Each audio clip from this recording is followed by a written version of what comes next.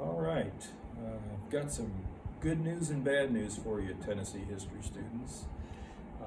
Just a few more things to do, and we'll be finished with Tennessee history. Because of the fact that we are not going to be in school, we will not be beginning a work in world geography this year.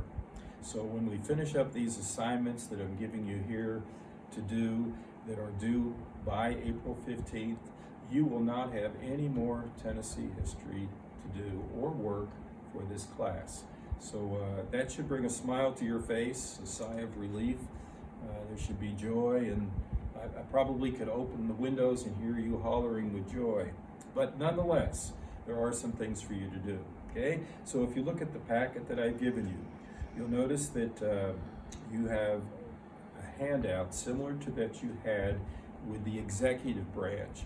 And by the way, if you did not turn that in on April 6th, Monday, April 6th, you need to make sure you turn that in on Wednesday, April 15th. Now, I've given you additional material that deal with the state legislature. Now remember, the section you did had to do with the governor and that branch of government. If you can remember, there are three branches of government in the state, just like there is in the United States. There is the executive, then there is the legislative, and there is the judicial. And so these worksheets that I'm giving you is to help you gather information about each of these major divisions in state government.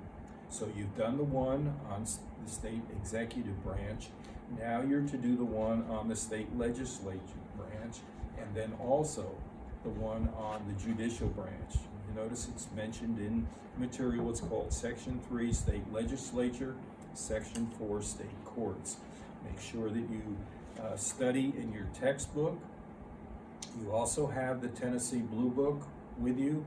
You can find some answers there, but you also may need to use the internet sources and come up with more up-to-date material concerning these positions in government. Okay, so you have access to that, I'm sure, at home. If you did the section on the executive branch, you should have some insight on how to do that. Okay, so you have the two sections, the state legislative branch and the state judicial branch, or the state courts as it's given there.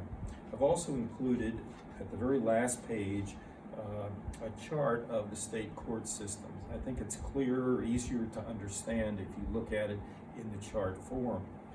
The only thing I'd like you to do with that is study it over and look it over, compare it to what the textbook says about the court systems. And then what I'd like you to do is just jot down what are the functions of each of the courts that are listed on there.